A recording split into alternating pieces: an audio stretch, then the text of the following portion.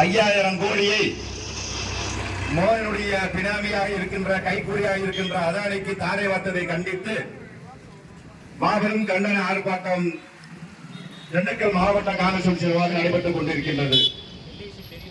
இந்த ஆர்ப்பாட்டத்திற்கு வருகை தந்துள்ள மாநிலத்தினுடைய பொதுக்குழு உறுப்பினர்களே, மாவட்டத்தினுடைய நிர்வாகிகளே, துணை அமைப்பினுடைய தலைவர் பெருமக்களே மற்றும் திரளாக வந்திருக்கின்ற தேசிய தோழர்களே, உங்கள் அனைவருக்கும் வணக்கத்தை தெரிவித்துக் கொள்கின்றேன்.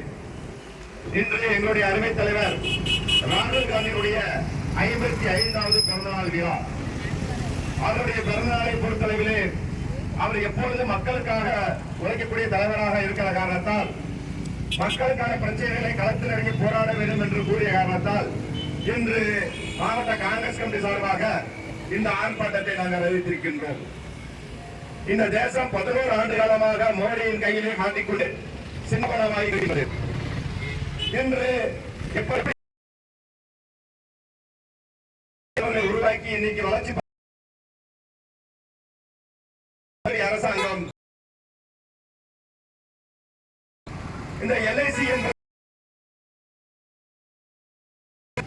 எங்களுடைய அறிவைக்குரிய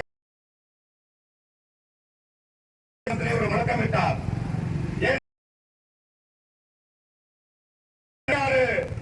காப்பீட்டு கலாமாக இருந்தது. வெளிநாட்டு பாராளுமன்றத்தில் மிகப்பெரிய முழக்கத்தை இந்த எல்ஐசி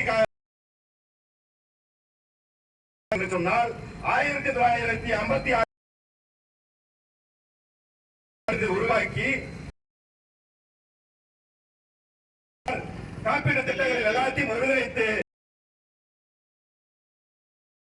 அவர்கள் தனியார் வங்கிகளை தேசிய உடைமையாக்கினாரோ காங்கிரஸ் பேரியக்கம் தான் இந்த எல்ஐசி அனைத்து.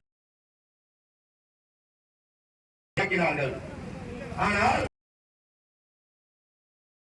அரசாங்கம் எதற்காக இந்த உருவாக்கினோம் இந்த காப்பீட்டு திட்டத்தை என்று தெரியாமல் அதனுடைய நெருங்கிய நண்பராக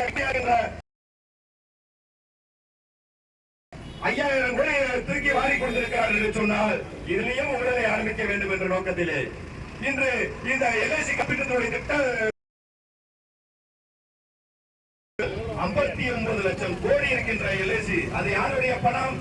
ஏழை எளிய மக்கள் சிறுக சிறுகாக சேர்த்து இந்த எல்ஐசியை அதானிக்கு தாரை வார்க்க துடிக்கின்ற இந்த மோடி அரசாங்கம் எதை நோக்கி பயணித்துக் கொண்டிருக்கின்றது மக்கள் சிந்திக்க வேண்டும். இதற்கு முன்பாக எல்ஐசி பற்றி அனைத்து கள நிலவரங்களை அறிவைக்குரிய மூத்த தலைவர்கள் சொன்னார்கள். நான் இன்னும் நிறைய விஷயங்கள் சொல்ல வேண்டும். ஏனென்று சொன்னால் பகல்காமிலே 26 வீரர்கள் செத்து போனாங்க. அதை பார்க்கறதுக்கு யோகியதை இல்லாத இந்த மோடி, ஆனால் இங்கே அமித்ஷா இங்க ஒரு நாடகம் நடத்துறாரு. தமிழுக்காக இருக்கிறோம் என்று. டெல்லியில பாத்தீங்கன்னா தமிழ்நாட்டில் இருக்கின்றவர்கள் அங்க இருக்கின்ற வீடுகளை இடித்து நொறுக்கி கொண்டிருக்கின்றார்கள். ஆனா இங்க என்ன சொல்றாங்க, என்னால தமிழ் பேச முடியும்னு வருத்தப்படுறேன்னு சொல்ற. அதே போல ஒடிசால போய் அங்க தமிழர்களை திருடன் என்று சொன்னாங்க. அங்க இங்க தமிழுக்காக இருக்கிறேன் என்று சொல்லி என்ன சொன்னா வருகின்ற சட்டமன்ற தேர்தலில் எப்படியாவது சட்டமன்ற உறுப்பினர்களை பெற்றுவிட வேண்டும் என்று நினைக்கிறார்கள். அந்த கனவு ஒரு பொழுதும் தமிழகத்தில் எங்கள் அருமை தலைவர் ராகுல் காந்தி சொன்ன மாதிரிதான் தமிழ்நாட்டில் பிஜேபி ஒரு காலமும் கால் விட முடியாது. அப்படிப்பட்ட தமிழ்நாட்டு மக்கள் இங்கு 40 நாடாளுமன்றங்களில் உங்களை தோற்கடித்தார்களே, அதுபோலதான் வருகின்ற சட்டமன்றத்திலும் இந்திய கூட்டணியுடைய தலைவராக இருக்கின்ற தளபதியானவர்களும் மற்றும் ஏனைய கூட்டணி சென்று 234 தொகுதிகளில் 200 சட்டமன்ற உறுப்பினர்களை பெறுவோம் என்று சொல்லி எனக்கு வாய்ப்பளித்த திண்டுக்கல் மாநகர மாவட்ட காங்கிரஸ் கமிட்டிக்கு நன்றியை தெரிவித்துக் கொள்கின்றேன். நன்றி, வணக்கம், ஜெய்ஹிந்த்.